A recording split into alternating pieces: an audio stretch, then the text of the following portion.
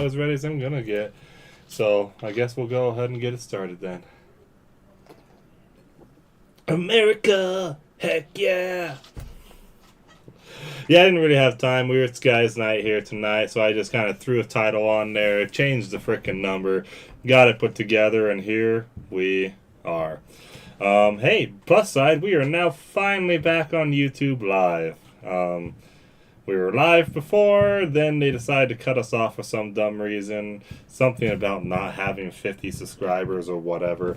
And now we're back. Thank goodness. Thanks to John. You can thank John all the way over there, wherever the hell he is at. He is the one that got us the 2 extra subscribers we needed to break that 50 subscriber barrier. Mm-hmm. That's awesome. Yeah, I know. So now we're actually back on freaking YouTube. I'll just get into this part right now. This is freaking awesome. So my wife, her mom, just gave me this. I put it in this little this sleeve, but I'm gonna get actually a glass protector for this. This was printed in 1942. You should thank my great-grandmother, who probably got it from my great-grandfather. Yeah, this is freaking awesome. I love this. This is so cool. So this is a little piece of World War II propaganda printed right here. Not here, but right here in the USA in Springerville, Arizona. No, it was printed, I think, in New York. And oh, no, yeah, sorry. It's printed in New York, but it was... for that store. But it was for the store, the Becker Mercantile Company in Springerville, Arizona. We looked it up. They're not open for business anymore, so that's regrettable. Probably, I don't know, some German propaganda got them shut down or something, because this is a very fun piece.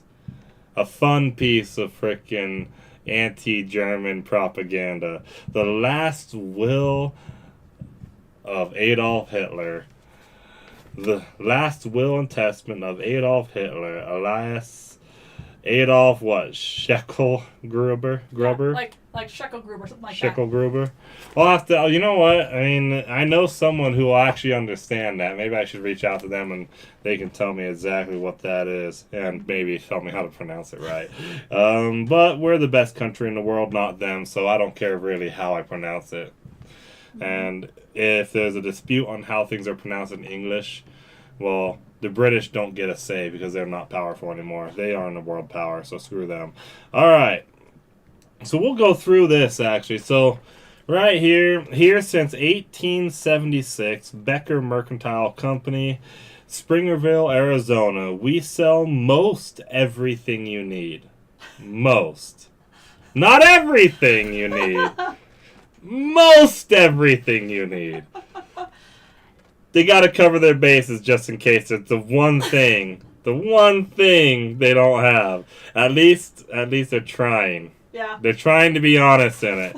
I love that. For victory, this little stamp here. For victory, buy United States war bonds and stamps. I didn't know about the stamps part. I knew about the war bonds. Well, it's federal budget, and I believe it's like they normally do have stamps. It's not uncommon for there to be stamps that actually donate to certain causes and stuff. And it's like your duck stamps for hunting. Those are actual stamps. You can use them to mail postage through the USPS. So it's like it's pretty freaking awesome. Yeah. So the last will of Adolf Hitler. I, Adolf Hitler, being of unsound mind and misery, and considering the possibility of a fatal accident known as assassination, declare this to be my last, you hope, will and testament. To France, I leave all my beautiful mademoiselles in occupied Paris. I was never one for the girls. Whoops. That's actually what it says. Whoops. I'm not like adding to it. That's actually what it says. To England, I leave the original manuscript of Mein Kampf, which their RAF spoiled. I had written a different finish, but their flyers got me in the end. to Norway's Quisling. This is something where you want to look that up, Quisling. Okay. This is something where you gotta understand their lingo of the time. So Quis. You might not want to put that on the screen for everyone to see. Just FYI. It's just looking at you. We don't know what some of these things might be. It might be It's not just looking safe at you. for work. Only at you. Okay. Quisling. Norway Quisling. Okay, so it is a guy. Minister of Defense of Norway. Yeah.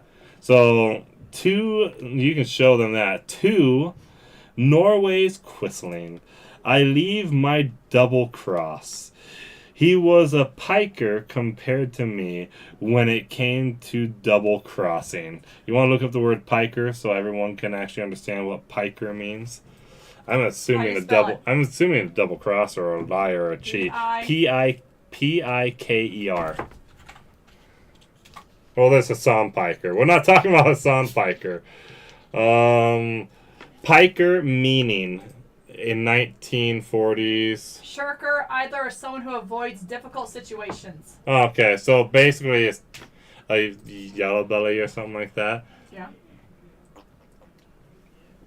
Let's take that as a note. Hassan Piker happens to be named Piker, and Piker is a person who avoids difficult situations. In other words, he's a mama's boy. All right. A little dig on Hassan Piker at the same time. Wasn't that just beautiful? You don't like the guy, do you? Well, he tormented his dog, so we'll go with that. And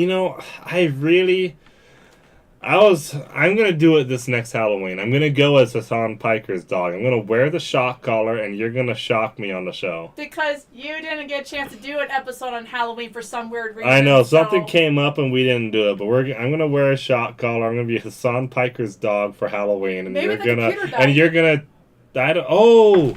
I think that was it. That was when our computer took an absolute crap. And you were so excited to dress as the dog. I was so excited to come in as Hassan Piker's dog with a shock collar on. But they can't see it over your And every beard. time, then I was gonna make a bunch of like sexist jokes, and then you could just shock me whenever I do it. Are you sure? That'd be a problem. Oh, it'd be hilarious. You make too many jokes. It would be so. I can make a lot of sexist jokes. To be fair, it's easy. All right, it's like punching down at your wife when she's on the ground. I mean, let's get out of that. You're gonna have. I know I'm gonna get the show canceled or something already. All right, so to Poland, I leave a 16 by 10 gold framed photograph of myself to hang in their public schools to scare the hell out of any kid who might think along Nazi lines. What is Piker gonna do now that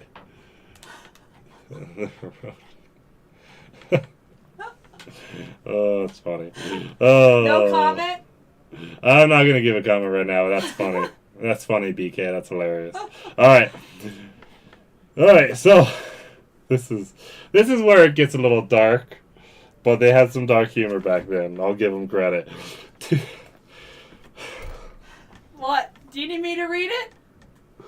Oh, this is a fake Adolf Hitler's freaking will and testament, okay? And now it's to the Jews. So bad. To the Jews, I leave a new holiday, which they will celebrate annually. The whole world knows I was kind to them, but they somehow didn't seem to appreciate it. That's so bad. That's so bad. Oh my gosh. But at least back then, they didn't give a crap about what your feelings were on this kind of satire. Mm-hmm. All right, to America, I leave Walter Winchell, who always said to Heil with Hitler. I know he'll be very busy on my funeral day, so he'd better not come. Business before pleasure. Sound like a womanizer? Yeah. Well, it sounds like a guy. No, because to Heil with Hitler or to hell with Hitler. Mm-hmm. I'm guessing, look up Walter Winchell, what he's famous for. He's probably famous for saying, like, to hell with Hitler all the time. And so that's probably what it is. And then he's going to be busy, so he better, what is it? He better attend to his business, not his pleasure, which would be Adolf Hitler's funeral. It just says that he was... Look up Walter Winchell and Adolf Hitler and see what that pulls up. Walter Winchell was one of the first, most vocal American journalists to publicly attack Adolf Hitler and the Nazi movement. Okay, so he was very hardcore, vocal anti-Adolf Hitler in the media back in the day. So that's what they're playing off of. He recognized the danger, even wrote articles and broadcast scripts mocking Hitler with derogatory slurs and gender-based insults. So that's where they got the whole not much of a ladies' man part in France, probably, to going to France.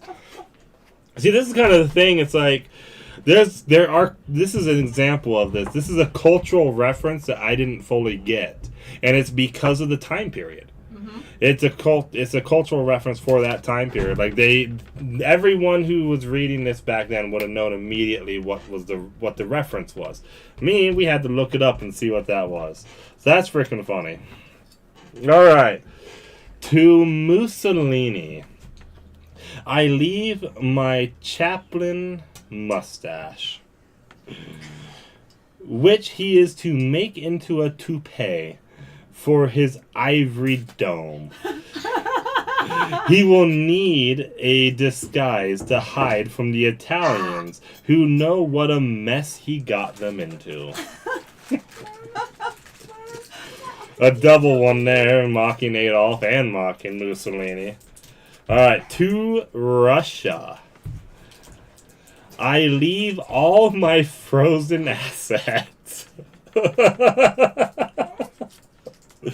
Oh, I love it. I never could warm up to Comrade Stalin or get near enough to Moscow to even smell vodka. Oh, if you know the history of World War II in Germany, that did not go well for them, and that's hilarious. Alright, to Franklin D. Roosevelt. I leave my apology for interrupting his fishing. But he got even. His unconditional surrender agreement at Casablanca certainly cooked my goose. So let's look that up. Franklin Delano Roosevelt, unconditional surrender, Casablanca. I want to see what that reference is specifically.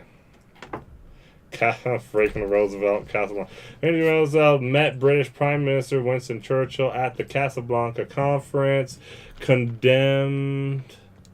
Codename Symbol in Morocco. January 14th to 24th, 1943. Okay.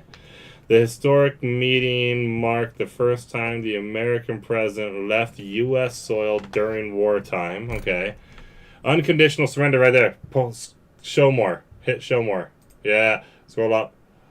Unconditional surrender, the landmark declaration that the Allies would only accept the complete and absolute surrender of the Axis powers. Okay. So this is just it's an irony. Mm-hmm. They did the exact opposite. They didn't do the unconditional surrender. They requested the unconditional surrender. I knew there was going to be a meaning to that. So there's the reference right there. To Goebbels and Ribbentrop, I believe is how that's pronounced. I leave 30 million marks, $2, to buy a gift for my mother and father who are getting married the day I die. Basically calling Adolf Hitler a bastard. Basically, they're kind of skirting the line there. Yeah, barely. To Count Sino, son-in-law of Mussolini. I leave the Victoria Cross for bringing down in one day 41 bombers and 72 fighters. All Italian. Let's look that up. Let's look that up. Okay, what do you want to look up? All right, Count. C-O-U-N-T. Cino, if it's pronounced correctly. Ciano? Oh, there it is, right there on the top. No, go back. You had it on the top. Yeah, it's in Italy. Yeah, top one. Click on that one. All right. Let's see. Former ambassador of Italy to Vatican City. Blah blah blah. So we'll go back to the top there. Type in 41 bombers and 72 fighters.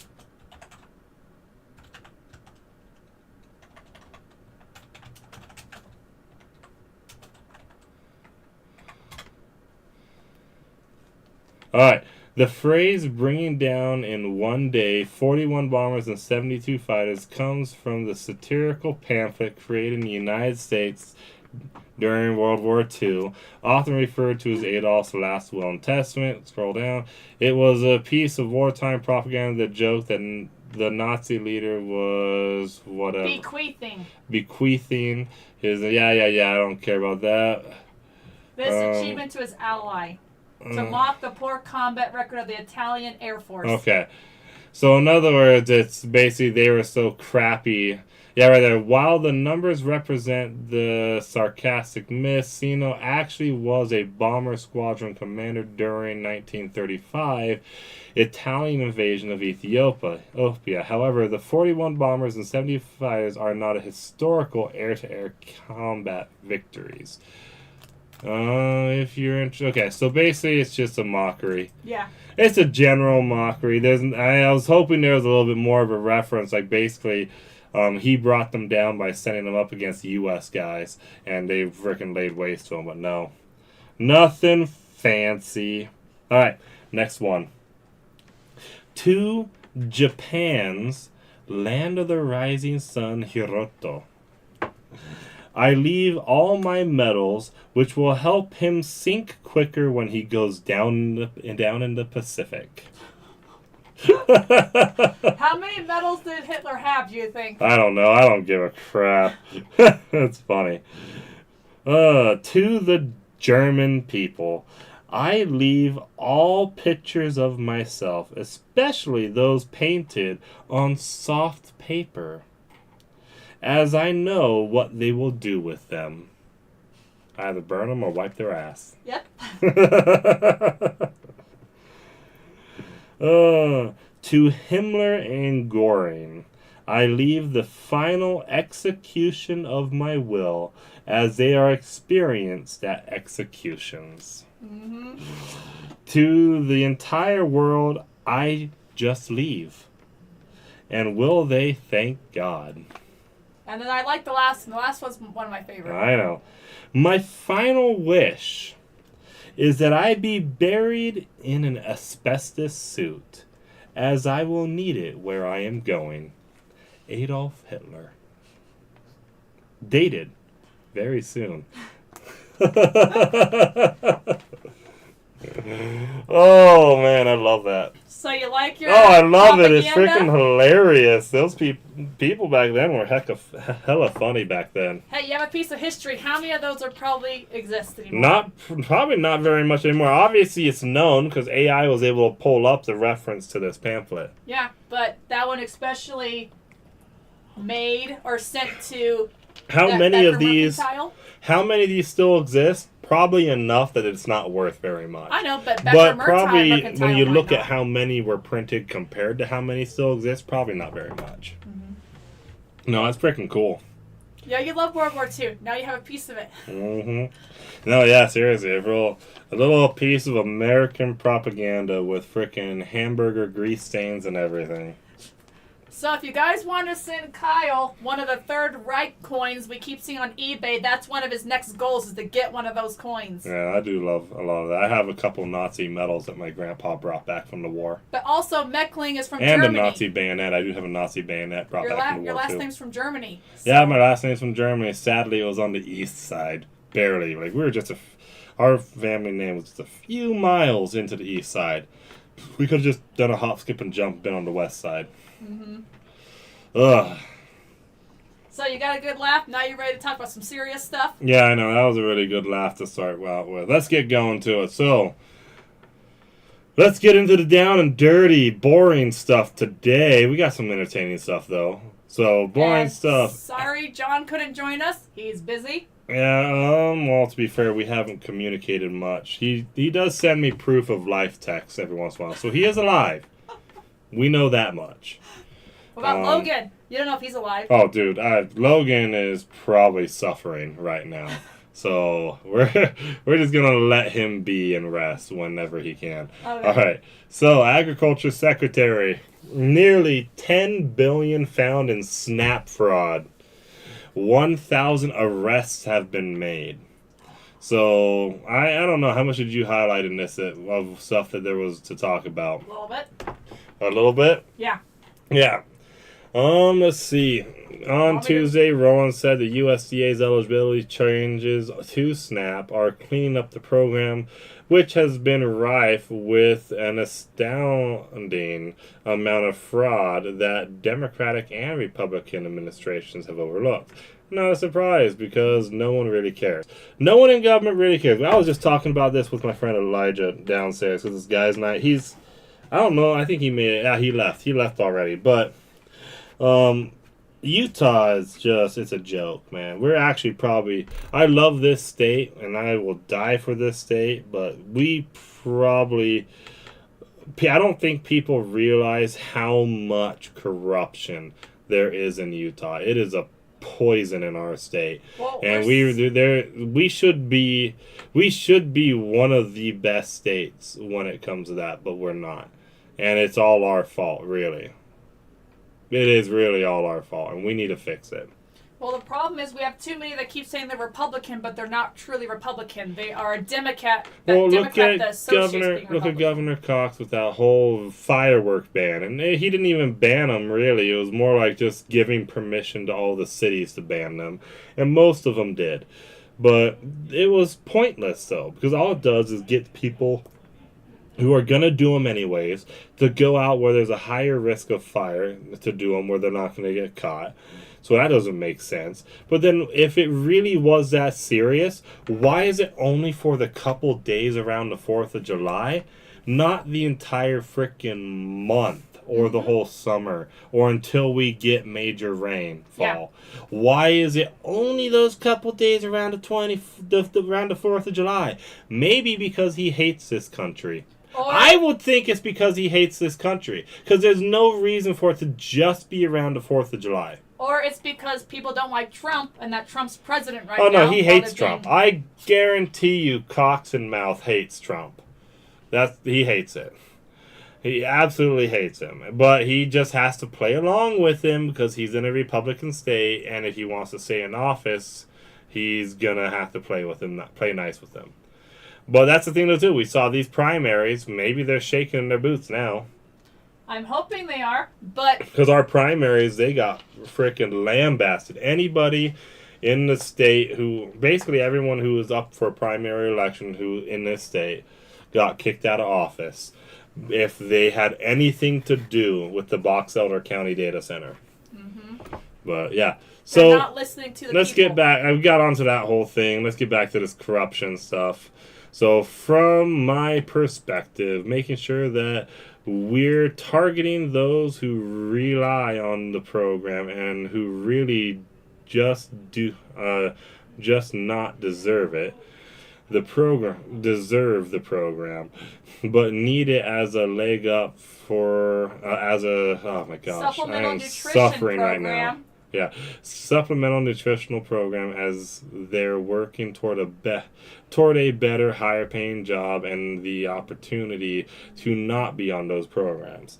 Mm-hmm. Basically, I saw this thing about, Trump's kicked this many people off of SNAP, and then I'm seeing these articles like, okay, we're actually seeing 1,000 arrests. So it's like, this isn't just people being kicked off of SNAP. This is like, these people are probably abusing the system, mm-hmm. and a whole bunch of them are actually being arrested for crimes in relation to it. Yeah.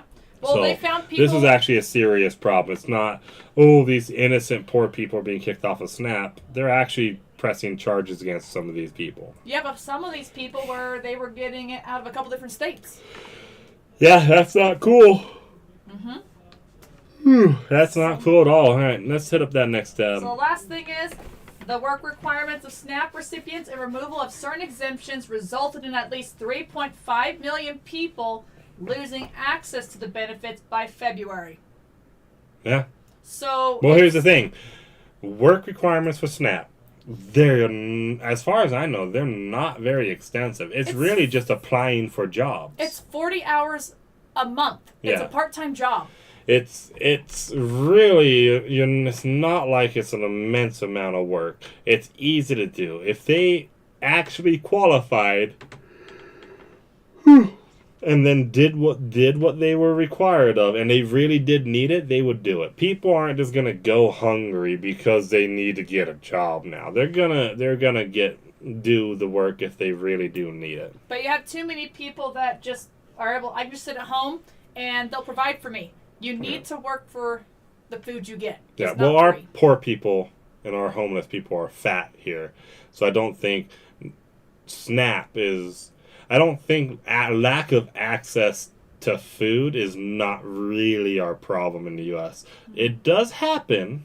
Yep. There are cases where it happens, and it's sad, and we need to fix that. But lack of access to food as a whole is not a problem in this country. Not with how fat many of us are right here. Mm-hmm. And you're one of them? Oh yeah, I am one of them. But you pay for I am your fat food. as hell. I But know. you- I pay for my own food to get fat on, but I am fat as hell. All right, next tab. You're working on it. I am. All right, U.S. military will test service members' testosterone levels, Pete Hegseth says. So we actually got a couple guys in the National Guard in our guys' night group, and we were all talking about this, and I've got mixed feelings. I've got no problem with them getting testosterone therapies if they're low T.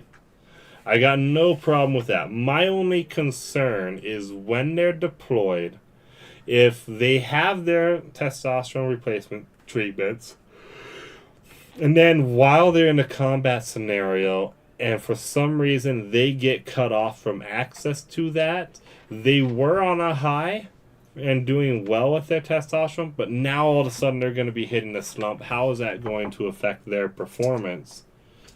I don't have a problem with it. I just think the primary focus is we should be figuring out why our testosterone level is dropping and what can we do to stop it from dropping. Maybe that's part of the idea of this is they want to do some research. They want to figure out how to help the guys do better. And Yeah, keep it naturally they'll better. probably gather a lot of data on the soldiers from this and be able to use it for research to figure out why and how to stop it from dropping in the first place. But yeah. So that's a little bit of news is they're now opening up testosterone replacement therapy for a lot of these soldiers who are 30 plus because testosterone levels are just in the toilet across. Well, you also say it's partly across the country. because you think guys aren't working as hard as they used to, as their Well, grandfathers. I think part of it is we have made such a nice society, such a prosperous society that you don't have to physically labor as hard as you used to. Yeah. And I think that's part of it, because it's it's much easier to live and provide for yourself now. So, right here, this initiative is not about artificial enhancement. It's about restoring and optimizing your natural capabilities, Yeah. protecting your longevity, and ensuring you have the biological foundation required to sustain the fight. Yeah. No, I get that. My only concern is that one point where it's like they now lose access because of the combat scenario. Likelihood America being the best country in the world at logistics, that won't be an issue. It's a concern I would raise. Yeah. All right, let's hit up that next tab. Okay. We're not going to go too in depth on each of the articles. We might get in depth on some stuff. So, flock surveillance cameras face another blow as LAPD, freaking shockingly, the LAPD won't renew the contract, which I think may actually be illegal. I'm not quite sure. I was saying it was earlier. I'm not quite sure when we were talking before the show if it actually is illegal for certain. But that's kind of the thing about it is Normally, when you have a contract for something like this, it goes through city council to get the funding approved for it. Yeah. But the police department did it themselves. Mm-hmm. And so that actually might have violated law. I don't know. It is California, so it is also, they have their own process of how they do things there. And 39 flock contracts were terminated in the first 5 months of Yeah, go ahead and scroll 2026. down. There's actually, quite a bit on that. So Flock has been getting a lot of pushback because the AI revolution's been happening. A lot of people are rejecting AI. A lot of people are pushing back against it. And it's like, I don't have a problem with AI itself as an issue. My problem is the data centers and the impact they're going to have in the area. Because the Box Elder County data center, I don't want. I don't want these data centers in Utah, period. 1, because they're water intensive. And 2, we don't have the water for it. And 3, like the Box Elder Data County Center specifically, the employees that they need for it don't exist in Utah. Well, at least they don't exist in that county. Yeah. And so if those people are either going to drive out to that county, okay, that's not too bad, or they're going to move into the county. And you're talking about anywhere between 6 to 18% of the vote swing will be completely changed. The whole demographics of the county will completely change overnight from a frickin' farming demographic to the nasty, ugly city demographic of whores and hookers. But we also cut out 2 articles tonight. One of them was about the contamination that happened in Wyoming from a data center. Yeah, there was that. There was the contamination from... It was the water, right? They found the bacteria in it. They were doing a fill and flush.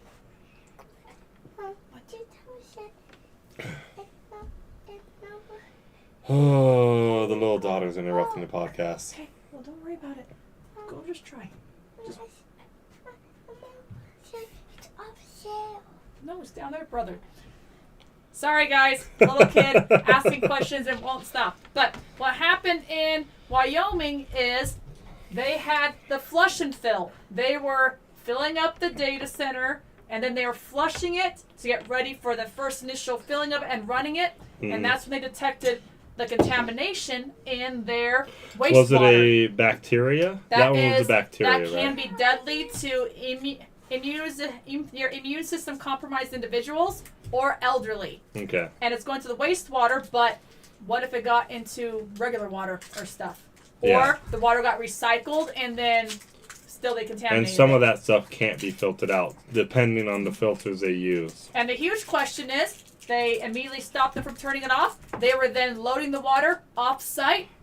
No information where they're taking it off-site. Yeah. Are they just dumping it somewhere and it's just going to get right back into the groundwater? Yeah. That's a serious concern. They're not telling where it was going. No article is saying it.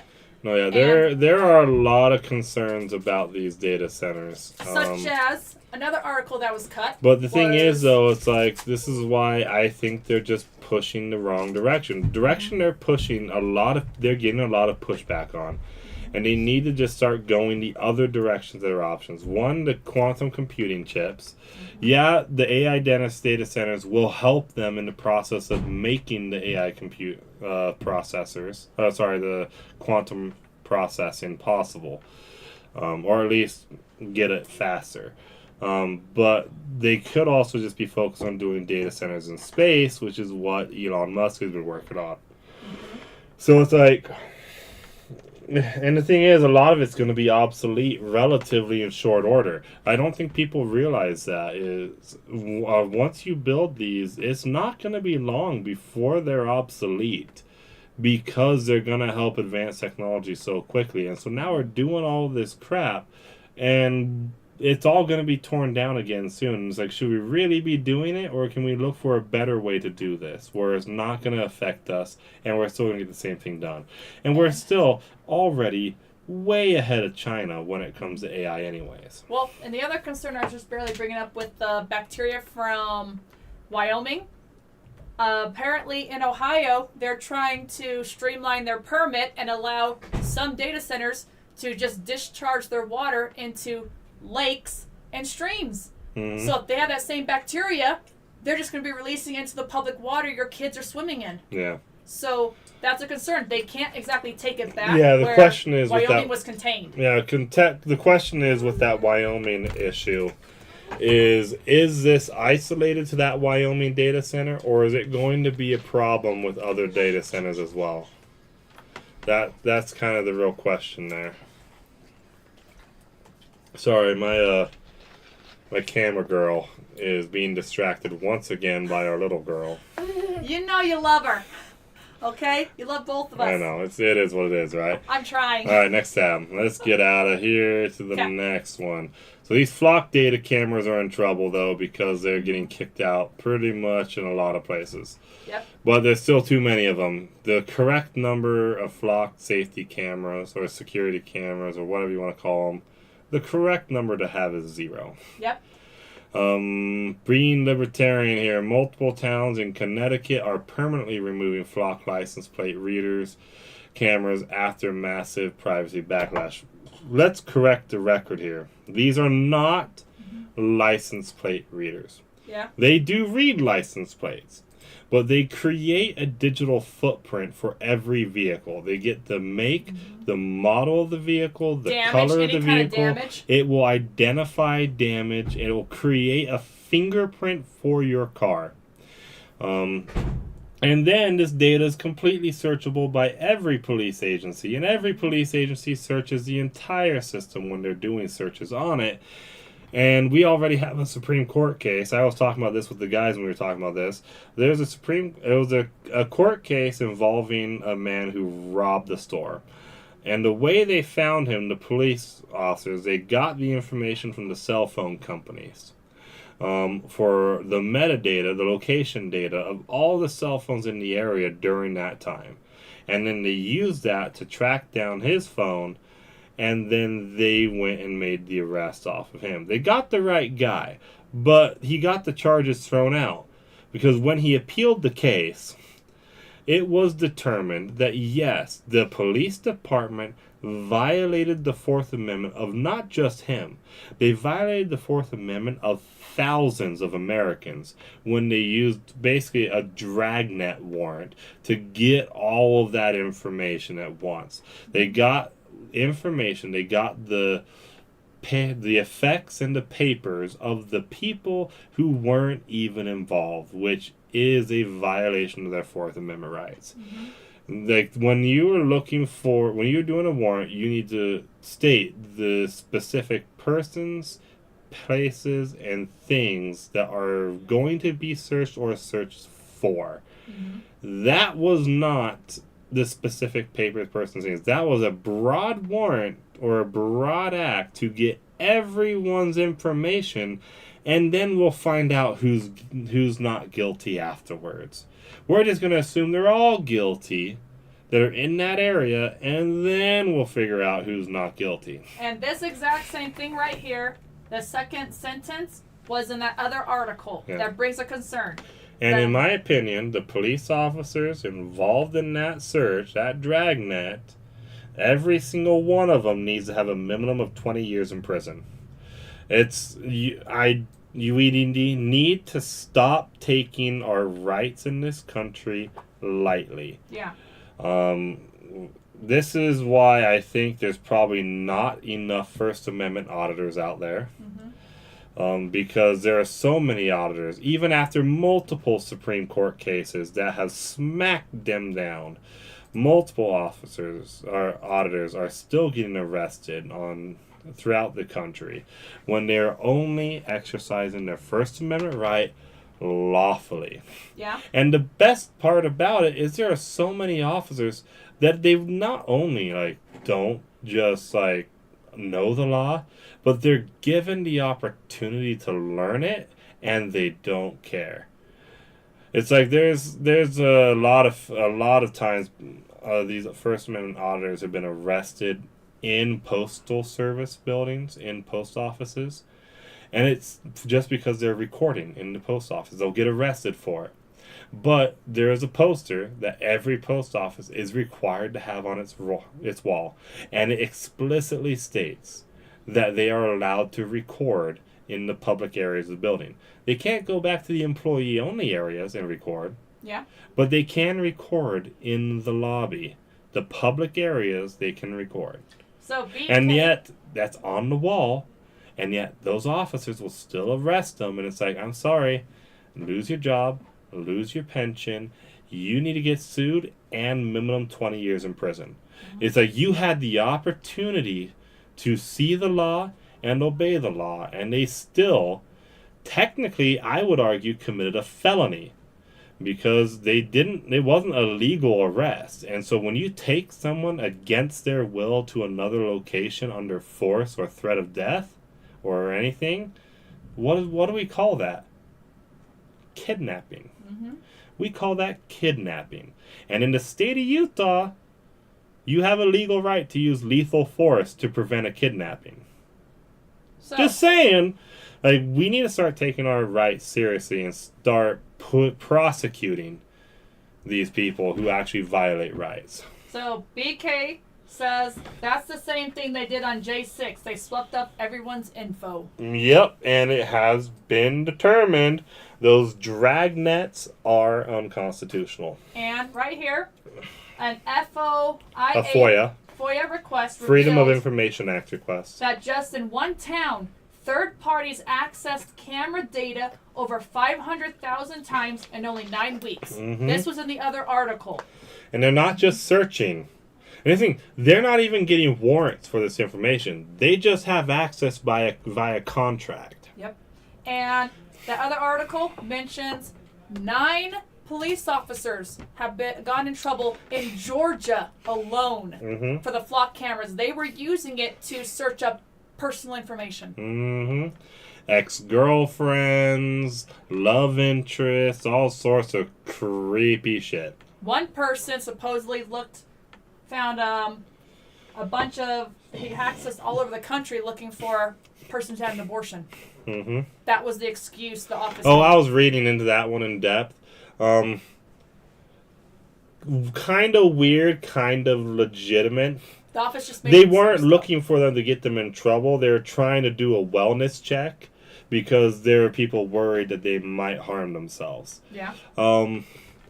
That's the thing. It's like the technology can be very powerful to help save lives, but then it is extremely powerful to screw people over who are just trying to go about their daily business. Yeah. And there have been cases where people have gotten tickets because of the flock security cameras. And then they went to court and it got proven in court that that wasn't them. The AI was wrong. Yep. And it's like, well, you shouldn't be sending out tickets for them. That's one thing. We shouldn't. We need to completely end this whole mail-in ticket bullcrap. If they catch you, they cannot go on a camera, take a picture of your license plate, and send you a ticket for it, for what you did. They need to be there in person and pull you over for it. This bullcrap of mailing it to you after the fact is not okay. It is not okay. It needs to end right away. Yeah, it's a concern. And how many other police officers have misused it Oh. that we don't know about? That's just the ones that they know about. In Georgia. I bet you they got a lot more that have abused it. And it's not that they're bad people necessarily. It's just when you give people access to this kind of stuff, they're going to use it. And sometimes they're not going to be using it for things that they should be using it for. Oh, and Because we're all human. We all have weaknesses. that's the other part of the Flock camera. It also mentioned Flock had it up. Certain agencies were getting access to it that shouldn't have access in the first place. Well, yeah, but So, but the thing is, anyone could get access to it here's and the start thing searching. is, the LA is getting rid of it because they're not letting their police departments work with the federal officers for immigration enforcement. And the reason they're getting rid of it is because they found out that immigration enforcement is using the flock information to be able to actually make some of their arrests. I agree with enforcing immigration law. I don't agree with using flock, period. These dragnet things, no. Now, if flock was being used where those cameras are specifically mounted on the border wall, I don't got a problem with that. Yeah. Because they're effectively at that point they would be monitoring activity around the border wall. I've got no problem with us monitoring that. Have it on both sides, so if you know what's going on. Well, it's like if someone crosses illegally, then you got them on the Mexican side, and then it go and you see them on the American side to kind of see what direction they were heading. I got no problem with that. But putting them in Salem, Utah, which they have done, and to try and catch people doing stuff like going 3 miles an hour over the speed limit just so they can send them a ticket in the mail, that's a deal breaker. Well, I would rather deal with fighting immigration the harder way, illegal immigration the harder way, than having a flock camera in any U.S. city. Well, my concern is that agencies were able to access it. We had an article a week or two ago. Oh yeah, private canceled. companies can access it too. If they have a contract with Flock. Yeah. Private companies can access all that info as well. We did not cover an article a couple weeks ago about a lady who is now in trouble because she used to work for an agency that had access to their system, their law system. She got laid off. They never got rid of her access. She was tipping off illegals, tipping off drug dealers that, oh, they're coming to get you because she kept accessing it. Yeah. So how do you tell that they're going to have this available, someone doesn't get their stuff suspended or withdrawn, they keep accessing it, letting people know, like, oh, here's this stuff that's going on. Mm-hmm. It's not going to be good. Yeah. People that access that should not have it, so it's just a bad idea to have everyone being surveyed. And it's going to be like China. Excuse me. China has surveillance everywhere. People can't live their lives. Yeah. We don't want that here. We have freedoms for a reason. Yeah. All right, next tab. Okay. So, some absolutely disturbing and hilarious news. Disturbing because it's disturbing. Hilarious because, well, not the bee is making a good joke about it. So, 2 gay guys sue a woman who refused to abort their surrogate baby over minor health issues. Mm-hmm. Yep. Yeah, they wanted to abort the baby that she was carrying as their surrogate mother because he had a cleft lip. Not something to abort over. It can be fixed inside the womb because our doctors have gotten so dang good at it. But do you want to know the sad part about the cleft lip? What? It's genetic. So Yeah, I it's know, most right? likely from the dad who. Is it most likely from the dad? Yes, because someone Look it I up. know of had to get it checked. Because I have a friend who's got a cleft lip, and he's got the scar from the surgery, and now he's like roughly close to my age, so way back when they did the surgeries, like before outside the womb. A family relative of ours had when they were pregnant, they Look got it up. their child checked. Cleft lip genetics. Where does it come from? The father or the mother, basically. I bet you it can come from either, but it might be more common from the father.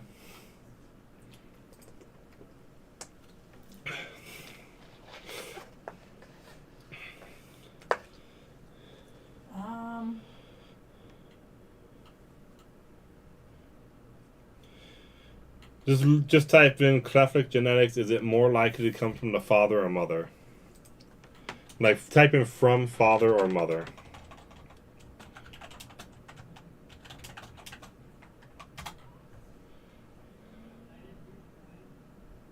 It's not inherently strict from just the father or mother. It is typically a multifactorial trait. Okay. But I know a relative of ours, you may not recall, when they were pregnant with a boy, they were checking it because their boys in the family had a high tendency of having it. Oh, really? So they were checking, just in case. Okay. So they just had tons of boys in the family that had it was slight, not bad, but their child was fine. Yeah. So just that one side had a huge history of it. So if you have Okay. a history of it, check. So apparently one of those guys may have a history of it, or it could have been random.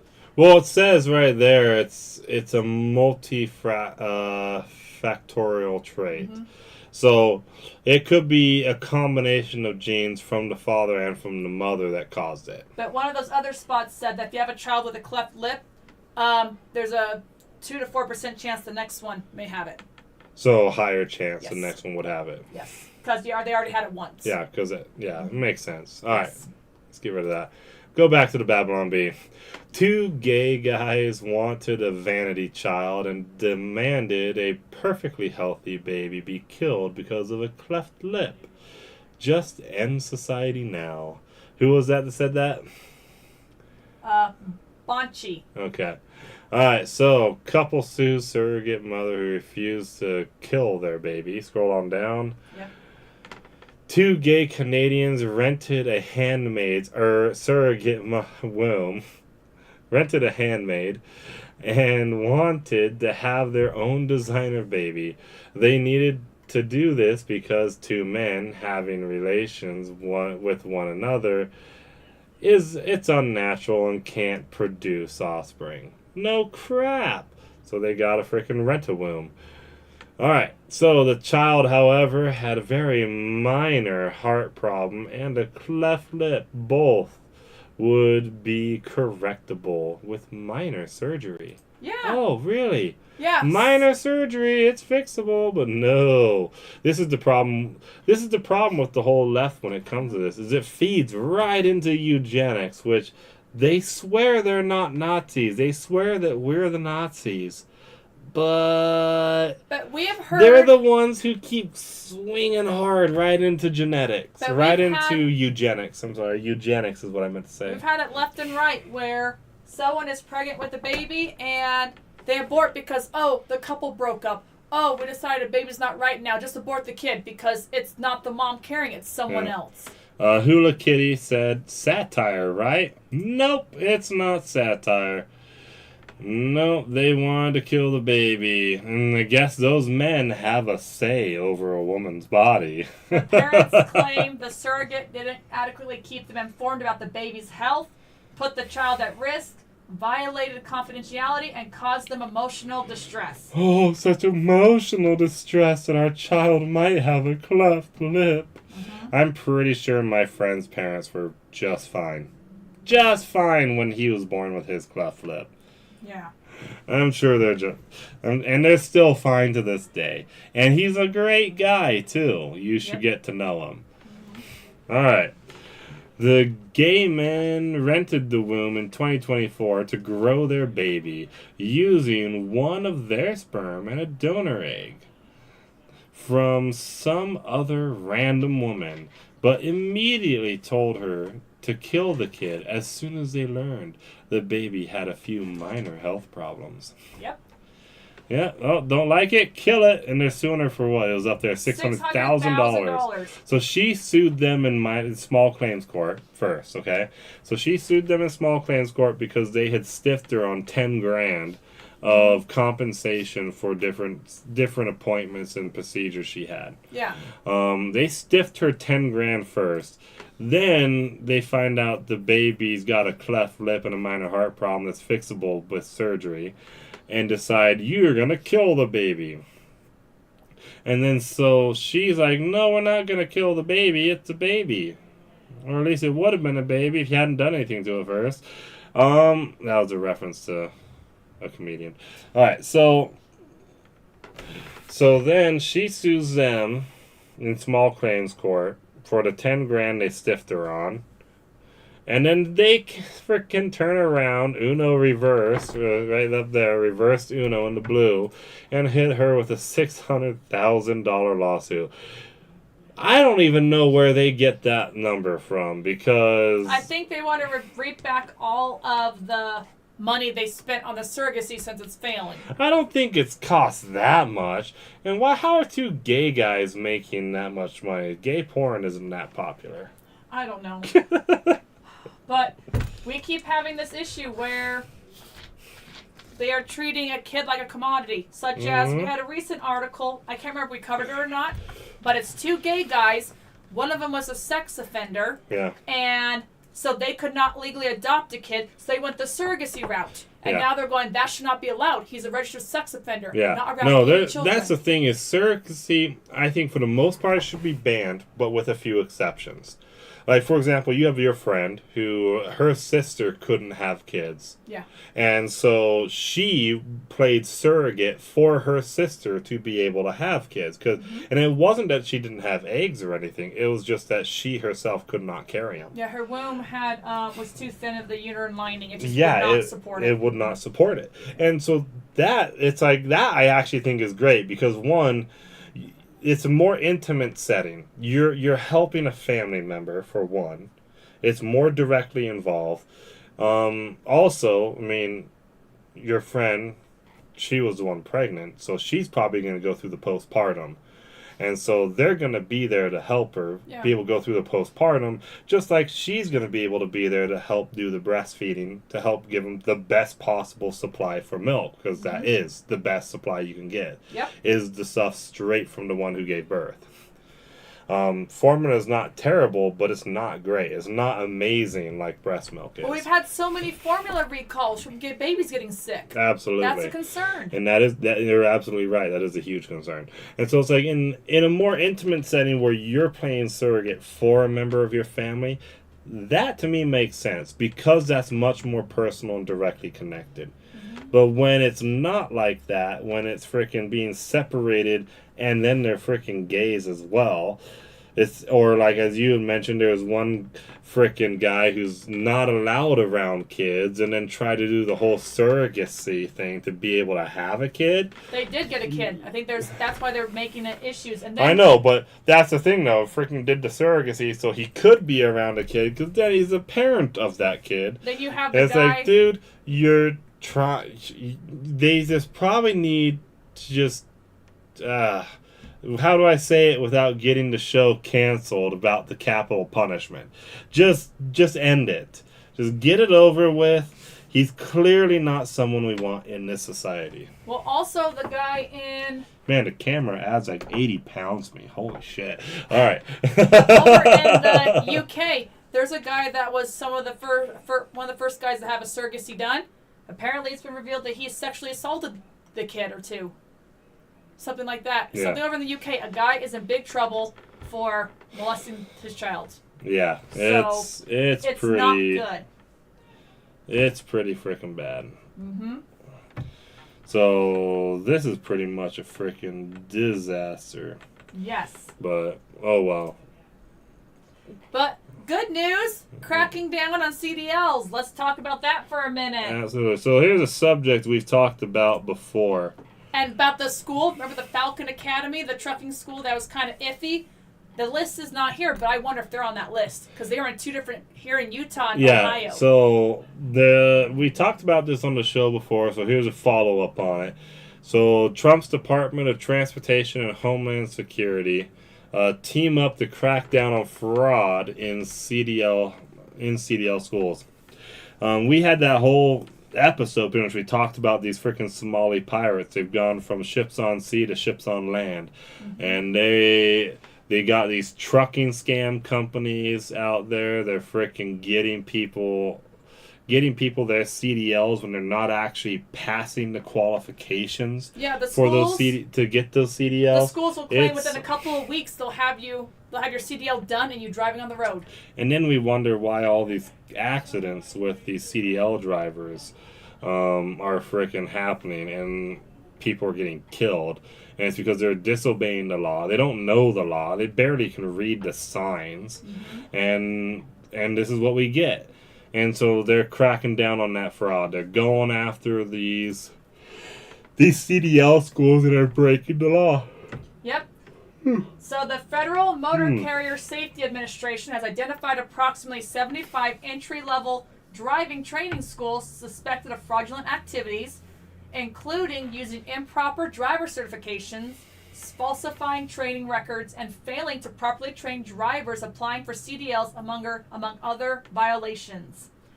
So, U.S. Transportation Secretary Sean P. Duffy, we've knocked over 24,000 drivers off our roads for failing to speak English. Forced states to cancel over 28,000 licenses illegally issued to foreign drivers, and purged over 9,500 unqualified training schools from our registry. DHS will be a force multiplier of our efforts to clean up America's roads. President Trump is using every lever at his disposal to ensure the safety of American families.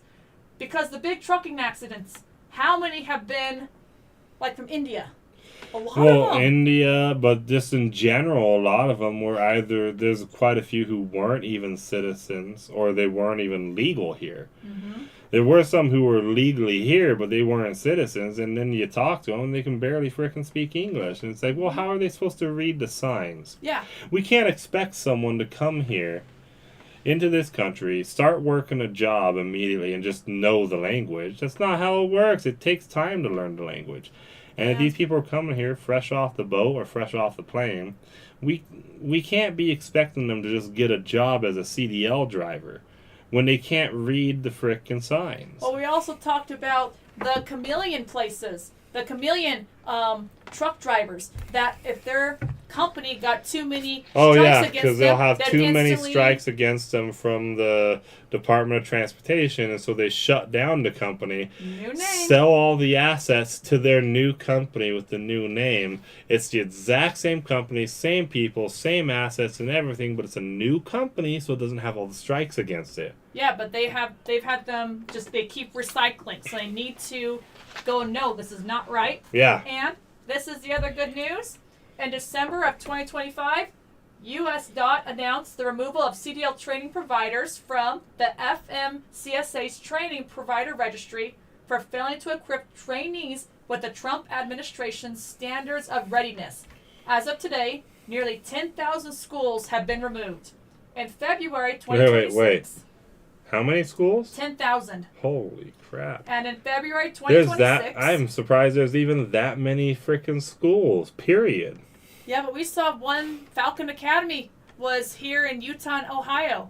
Yeah. And then they saw And they were sketchy as hell. When I was looking up their company, they were sketchy. But you also saw other places where you went to, they showed videos, a parking strip. There's supposed to be some kind of training stuff there at that parking strip, and there was nothing there. Or a trucking company, Yeah. and there was nothing in that park strip, in that strip mall. Yeah. Nothing was there. It's like, where's the company? Its address is here. Yeah, so, well, that's your update pretty much for And? U.S. Department of Transportation, kind of an update on that. More than Trucking 550 thing. sham CDL training schools found in violation of standards of safety received notice of proposed removal Mm. from the National Training Provider Registry. Yeah. 75 that are fraudulent, and 550 were notified that they may be removed. Yeah. All right, well, let's hit Good that news next there? tab. Yeah, Hopefully good making news. roads safer? We're actually seeing some action on that. So things are actually improving. Things are getting better. Well, we keep seeing them where they're not slowing It's down not when perfect, traffic's and we slowing. got a lot of problems here in Utah to solve. Yeah. I would argue that Utah is one of the more corrupt states, Yeah. which is a serious problem because that's not how it should be here. We Yeah. should be much different than what we are. So, All right, let's hit that next tab. good news. Good news Mhm. about someone coming home Yep. after being gone a long So let's time. lighten the mood now. So Private First Class Reuben E. Habecker came home Today. 80 years after he was killed in action. Yep. So, Kind of killed in action. He was a prisoner of war for a while by the Japanese in World War II, where he then died in one of their camps. Was it on a main island, or did he die on the way to a camp? I think I gave the information here. So he was captured April 1942. They were transferring 1,600 Allied prisoners of war aboard transport ships.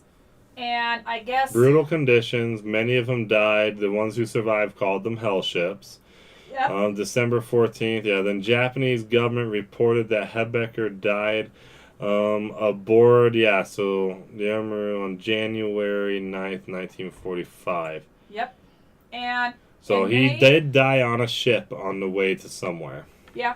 But the thing is, to me, I consider that he was a fighter because it was April 1942, and he died January 9th. So for 2.5 years, he fought Mhm. to live, to see. He did fight to live. He survived through a lot. And so in May 1946, a search and recovery team exhumed a mass grave on the beach at Takao, recovering 311 bodies. They did not know how to identify them at the time. Yeah, they didn't know so how they to were identify them, so they were laid to rest, but they were well documented. They were laid to And rest then unknowns. what it is the place that took the records of all the documentations, they periodically go back and review the remains because new techniques, new technologies and whatnot, they're able to, and also just new information from the home side. Eventually, every once in a while, they do identify one of the bodies, and so this time he was identified and brought back to the U.S. Yep. Where he was then laid to rest in Arlington, correct? I don't think he's Arlington. I think they were sending him back to California. Okay. Well, go ahead and click on the on that first picture. But yep, though. Nope, So here it is. Click on that first picture. We'll cycle through those photos of him returning back to the U.S. Yep. Okay, cycle through, yeah. There we go. Mhm. Keep going. Just keep going. And A nice Canada had people there as well. Yeah, well, we don't care about Canada. All right, so yeah, nice procession there for the most part. And I believe it's the next photo. Yeah, so I don't know if that is family. There's no information. Yeah. At all, but I would imagine that those may be some of his surviving family members. So Daughters, nieces. maybe granddaughters, who daughters, knows? nieces, nephews, don't know. I mean, 80 years ago is when he was captured. So, I mean, a lot has obviously changed, and if anyone who even knew him personally survived, we don't know. But those could have been people who didn't know him personally, or they could have been people who just heard stories about him before he had left for the war. Yep. So, brought back to America and laid to rest back in his home country. And the nice part is, on the next one, here's a picture of what he would look like. That And handsome devil right there. on Thursday, from Ontario International Airport, this was the procession route. And down at the very bottom, please do not go to the airport at the request of the family. This Yeah. is private. So, But okay, you so could it is meet- confirmed that there were family that But you did could come. wait at the receiving funeral home or be in the route Yeah. that they went to show them. So there were Right. families. That's nice that he was able to be received by family when he got home. Yep. Now, that's fantastic. So this is awesome. This is the Facebook page honoring our fallen, and I know I saw one in June. Another soldier came home. So maybe mark this page as one to pay attention to. So maybe there might be a soldier coming home that is on your route, and you can go show them your gratitude. Yep, absolutely. All right, let's hit up that next tab. Okay. Get into the New York Post. Plane passenger invokes Sharia law to avoid sitting next to a woman. Do we want this in this country? I mean, to be fair, I kind of agree with him. Sitting next to women can be a pain in the ass. Okay, but I'll never sit next to you again. All right. Maybe I should claim it and say I don't want to sit next to a man. Oh, all right. So then attacked female flight attendants, according to the cops. So, Yep. so yeah, absolutely ridiculous. This is not the kind of stuff we want brought into our country. But it is what it is. They keep bringing them in, and they keep growing in population here. Well, I mean, that's the thing. The two groups growing in population, the U.S. are the Muslims and them Mormons. Yeah, so it's not sure. So it's going to be us or them pretty much in the end. It's not sure if he slapped or punched the flight attendant. We don't know that part I yet. I don't really care. I mean, if it's a slap or a punch, I really don't care. Throw him in prison for the rest of his life. And he, once arrested, the unidentified passenger confessed to the assault, according to the cops, but he only did so after first spitting insults at the federal cops interviewing them, not realizing one of them spoke Turkish.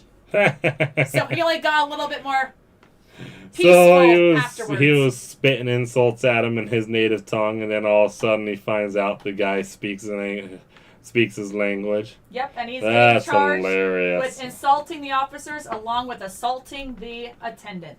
He was charged with insult. I guess it's not America, so they can't insult officers there. Here you can flip them off, and it's your constitutional right to do it. Some of them will still arrest you because they're idiots and they're opening themselves up to having their qualified immunity stripped. Yeah. But it is legally a protected right under the United States Constitution, according to the U.S. Supreme Court. All right, let's hit up that next tab. Public schools. We've been doing a lot on public schools in general. Well, public schools are failing us. You've seen during the Yeah, school they are year, absolute trash. They really are trash. all the walkouts and riots from the high school students because their teachers were encouraging it against ICE. Yeah, no, they are trash. But public schools. So here it is. So school choice advocate Corey DeAngelis made a simple point that the educational establishment doesn't want repeated. Homeschooling isn't the experiment. Government schooling is. Yeah. Yeah, so 1.4 million students since 2019 as families, failed to enroll them. So a loss of roughly 1.4 Or million filed to kids, enroll them in homeschooling. driven heavily by failing kindergarten and middle school Yeah. numbers. So we read through this before, and basically the gist of it is the 1.4 million is for all loss of enrollment. yeah. Not the loss of enrollment from decreased population, but loss of enrollment from these are kids who are leaving public school, going to private school, charter schools, homeschooling. It's interesting how this article never mentions charter schools. In fact, they want to keep charter schools Yeah, out they're of the view. terrified of charter schools. Don't you have that on the next one? Yeah. Let's hit up that. So, charter schools in Utah have been doing phenomenal. We got our kids in a charter school, and I frickin' love it. This is the first, our kid was suffering in the public schools, and we finally got him into charters, and he actually started to improve, because our public schools in Utah are trash. It is harder, but it's going to be for their good. So 12 charter schools are hopeful bids for the charter school board approval. Yeah. And So there's various 12 ones. more charter schools coming to Utah, basically. A couple of So Azure Fields High School, frickin' Builder Academy This of one looks Utah. cool. That one's based off of construction trades. I think that's awesome for a high school. We need that. Yeah. If you don't know how difficult construction is until you actually learn how to read the full set of plans. They can be quite confusing. There's a lot of information on plans. Maybe this is good for some kids where you want to Great kind Hearts, of do Utah. That's one charter school. Maybe not- Jupiter Grove Academy. How about maybe not full homeschool, where you want to do a hybrid? Try Proposed it out. 5K hybrid. Yeah. Oh, sorry, K5. And these ones right here make me think about autism. This one's definitely autism. This one. You only around- highlighted two when you said these three. I know. I said these two. Oh, okay. I thought you said three. This one's literacy, equity, agency, relationships, and neurodevelopment. That one thinks me of possibly of autism. That or are just ADD. us ADD and ADHD people. So, those could be good, though, those ones. This one's cool. Military Academy for certain kids who need it or possibly want to go into the military. Mm-hmm. That's awesome. And this one, for your kids that are extremely smart and high school is just not for them. It's too slow. This one is getting you prepped for college. They want you to be doing college in high school. Oh, yeah, lots more coming to Utah. And this is just the new charter schools. There's already a bunch of other charter schools that are already here that are opening up Right new here. campuses. So there are a bunch of schools. You Yeah. just have to look. Utah's charter landscape is booming with 139 thriving schools authorized by the Utah State Charter School Board. This makes them the leading force nationwide, shaping the future of education and empowering students across the state. A significant portion of Utah's student population, 13%, or 85,204 children, chose to attend charter school. You mean their parents chose, and they were smart to do it. But yet they keep raising our property taxes to pay for the public schools, even though the cost of public schools is going down, or should be going down, because there's less kids in the schools. But they seem to somehow make it more expensive per kid every single time, so they keep needing to make it raise our dang taxes. Like on we it. talked to someone about it. It seems weird. They keep on building new schools instead of reusing or upgrading an old one. Mm-hmm.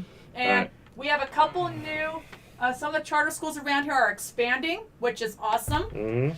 It's just making, and the nice part of the charter schools is you can decide what one you want.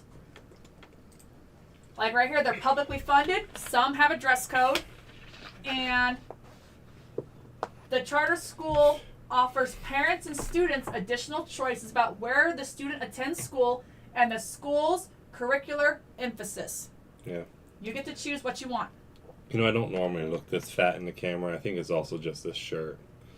Yeah, Makes me well, look this fatter. one of the cameras is off. I can see Logan's chair, so it got turned. Yeah, because the kids won't stop touching crap when they come up here. You have children. What do you expect? You It's love not them. just children. It's some of the neighbor kids that they come up here. We need to freaking put a lock on the door or something to stop them from coming up here. Okay. It's starting I'm to piss sorry. me off. All right. It's like one of the kids just comes up here one time and he just grabs onto the stick on the back of the camera and just starts turning it. Like, oh, this is fun. It's like, dude, the heck? Just come in here and start touching people's equipment? Gosh dang it. All right, next one. Let's get on. Let's get going You on. would have done the same thing when you were a kid. Yeah, so Utah might be the blueprint for Trump's Made in America vision. Basically, a member of the Trump administration, one of his advisors, I believe, came here to Utah. I believe he's actually also from Utah. Went through a whole bunch of different stuff with the farmers, like the sheep farmers down there in Mount Pleasant and whatnot, about some of the problems they're facing. Some of it is lack of tariffs because of foreign competition.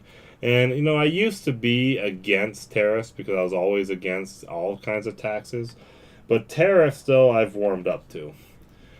Because they can be a strategic tool for international affairs when it comes to negotiating deals and whatnot.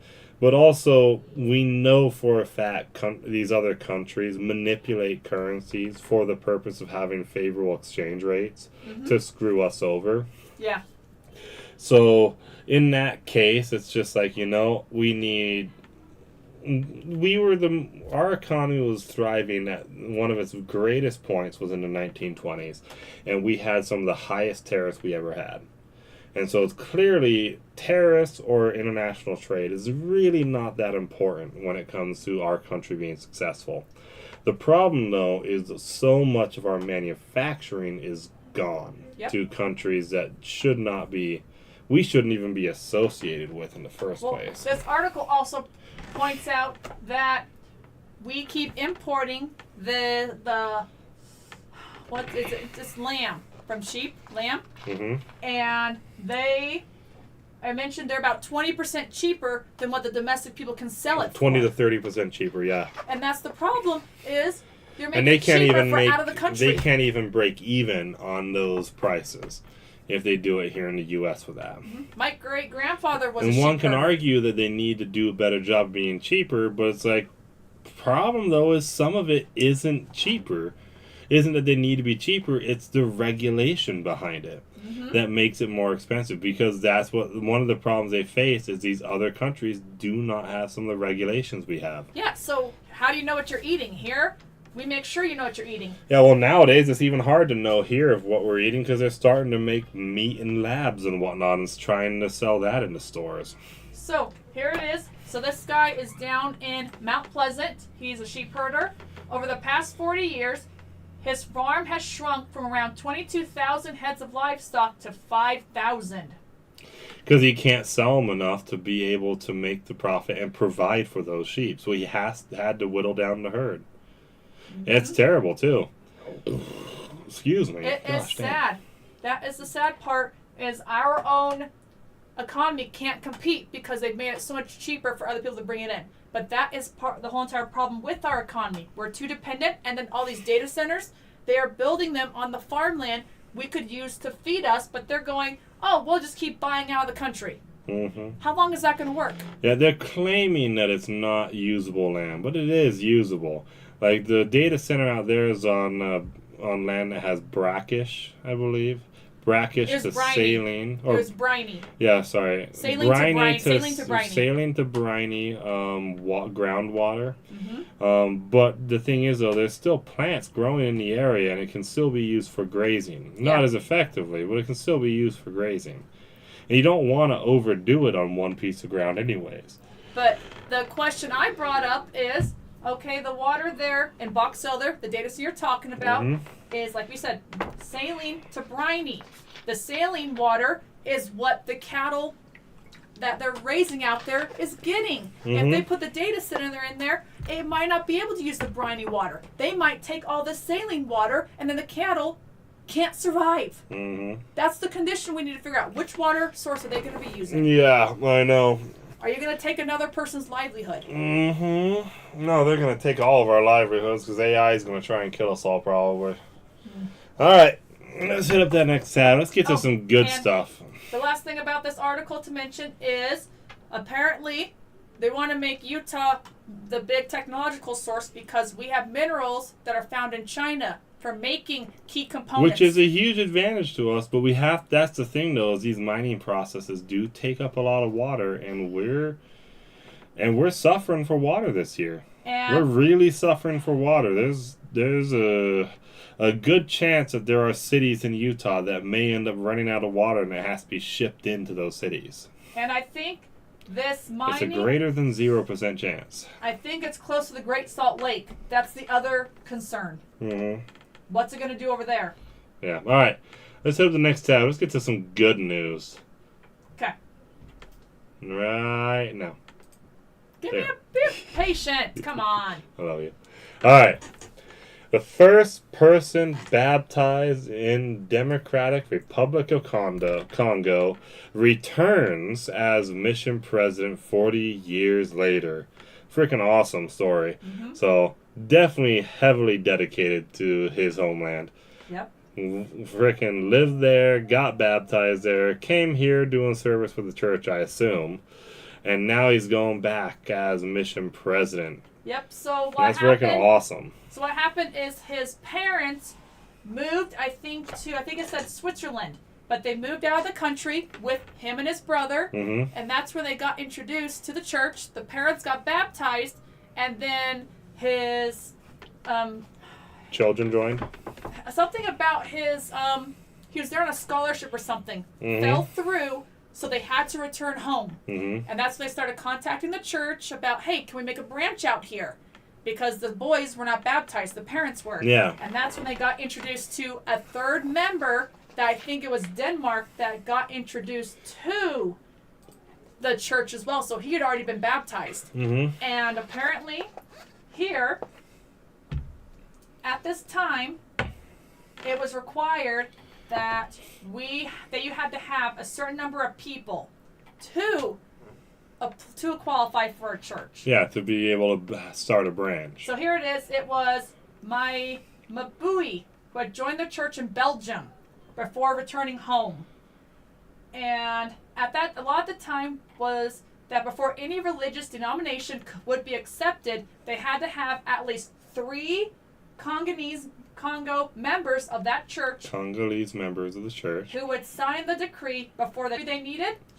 And the official document was signed April 12th. The first missionary couple assigned to them began teaching them and their sons, the parents and the sons. And on Sunday, June 1st, 1986, he was 14 years old. He was the first person to be baptized in the country. And his younger brother followed him 5 minutes later. That's awesome. And then I think it was in January, his wife got baptized. So they kind of the families knew each other. But then later on, it mentions that they were he went on his mission. When he got back, she went on her mission, and they were just talking. Then they both found out. They broke up, and he just told her this funny comment. So I wrote to her and I said, how about you and we get married? After talking to each other and finding out their other relationships did not work. That's he waited hilarious. for 10 days for her to write back, and she agreed. 3 months later, they were married. When she got back from mission, 3 months later. That's hilarious. But yeah, no, he started pulling the handcart back in the day, and now he's still pulling the handcart today. And they moved to the United Moving States. the gospel along in the Republic of Congo, in the Democratic Republic of Congo. Isn't that cool? No, this is freaking awesome. I bet that's special for him. Oh yeah, absolutely. No, he's probably really happy to get that calling. I'm trying to see if it said how many people were there. And most of the missionaries there are people from in that country right Makes now, sense. I think. That's pretty common. I think it said how many people are There there are in some the country. countries where it's very dangerous for foreigners to be there, and so Oh. the missionaries are all pretty much exclusively members from that country. Here it is, the beginning. The church began in the country with 3 members in 1986. Now there are around 160,000 members, 7 missions, a missionary training center, a dedicated temple, and 3 more houses of the Lord under construction or in planning. That's awesome. And to think though too, he was the tool that God helped use to get that ball rolling. Those 3. No, this is a special project for him to be able to actually go in there as a missionary again, but as the mission president. Mm-hmm. Yeah, that's awesome. All right, let's hit up that next tab. We got some more news on the church. Yeah, just some cool, interesting stuff. All right, so yeah, that one was one I pulled up, and we got a couple here from you. So what is it you grabbed? So Andy Reid encourages Americans to build a more perfect union. Andy So- Reid, as in what, Harry Reid's family? Kansas City Chiefs head coach, Oh, that's cool. Andy Reid. So Well, here's the problem. How are we supposed to build a more perfect union in the U.S. when we can't even do it here in our own state? we just have to keep Our trying. state's got so much corruption in it, and we need to fix that. So here it is. This was said by Reid. Whether on the football field, in our communities, or in our homes, progress can at times feel like an uphill climb, Reid said. But I've learned that when people come together for a common goal, when they respect and support one another, progress happens. That's what a team does. It works to get better every single day. And Reid highlighted the truths in the Declaration of Independence that all people are created equal and are endowed by their Creator with certain unalienable rights, including life, liberty, and the pursuit of happiness. These truths help us make better decisions and correct our mistakes, he said. Mhm. Even in difficult times, they remind us to keep going, to keep building, to keep improving. Nice. The coach recalled the story from the day the Constitution was signed, noting a sun painted on the back of George Washington's chair. Benjamin Franklin said he had often wondered whether that sun was rising or setting. But in that moment, Franklin said, now I know it is a rising and not a setting sun, Reid said. For 250 years, that sun has continued to rise on this land, and I believe it will for generations to come. We can all do our part. We can help build a more perfect union, a nation under God, indivisible, with liberty and justice for all. Amen. All right. Let's hit up that next tab. So we need to be united. Yep. Hit up that next tab. What was this one you pulled up here? The First Lady of And church leaders. Liberia and church leaders break ground on a hospital. It's supposed to be a maternity hospital. Nice. So I want to know what's going on with the Moroni channel, because I really enjoyed using the Moroni channel Yeah. as a news source, but they haven't put up a new news article in forever. maybe something's going on, or they're taking a break Maybe, because they're a newer company. but I didn't hear about it. I'm almost to the point that I'm going to message them and ask them, hey, you guys have not freaking put out a new article, and I like using you as my news sources on church stuff. Yep. And here is the First Lady of Mhm. Liberia. There for the groundbreaking. And strengthening families is essential to building strong communities and a stable society. The First Lady said, families thrive when they are rooted in love and respect and responsibility and open communication. By strengthening one another, teaching positive values, and creating safe and nurturing environments, families can overcome challenges and help each other reach their full potential. All right, let's go ahead and hit up that next tab. Okay, but that's good. What's that Google tab on the very end? Is that just one of your searches? Yes. Okay. So here is The the last one. we What is wanted it to you talk pulled about. up here? Oh yeah, this is church hit a new record on total number of missionaries in the mission field now. 88,500 full-time missionaries serving. I think the high previously was just 88,000 in 2014 when they They had lowered the age again. for I think the men. Yeah, they lowered the age for the men and they lowered the age for the women more recently. I think they're saying that's why this huge surge is happening. Mm-hmm. But then also a bunch of, I think, senior missionaries are going out too. Because the young women, a lot of them want to have children, and it's like if they're leaving later at an older age, well, then they have to kind of say, like, do I want to start my family early or do I want to go on a mission right now? And now that the young women are able to go sooner, they're like, oh, well, we can serve missions and then come back, and well, we still have plenty of time to start our family early. And here's the next milestone. The church opens 55 new missions worldwide, bringing the total to 505 total missions.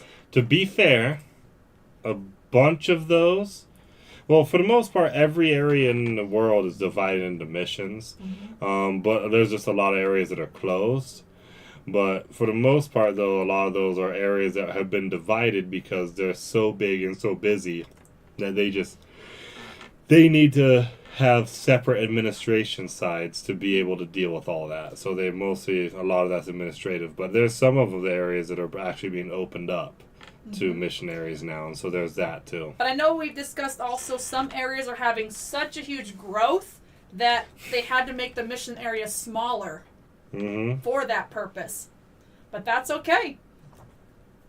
Right? Yeah. And we have they finally revealed the rendering for the Salt Lake, and that's like the Spanish Fork Temple. We're so excited, and they announced the locations of 3 other temples, 2 in Brazil and 1 I think was Colombia. Yeah, they had the 2 in Brazil, 1 in Colombia. They had already announced, but now the locations have been announced. Yep. So now we get to wait, and then they'll release those. And when renderings. they announce the temples, honestly, they already have the location picked and reserved. They're just They're probably just at that point finalizing the paperwork. Yeah. All right. Well, that's pretty much it for the show. Do you have any last words? Not a whole lot, but do you have any kind of quote? I have one here for you. You want that thing? To France, I leave all the beautiful mademoiselles in occupied Paris. I was never the one for the girls. Oops. Adolf Hitler's gay! Alright, everybody, you guys have a good night. Have a good weekend. Stay cheery. And think about what they said. Andy Reid said, we need to be unified. We need to come together, put families first, and remember our country's values. And most importantly, when it comes to helping try to save the country, get involved in your local politics. You think if you think the things are corrupt on the national level, you will be shocked to see the level of corruption in local politics.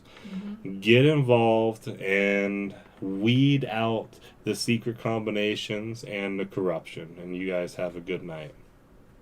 Adios.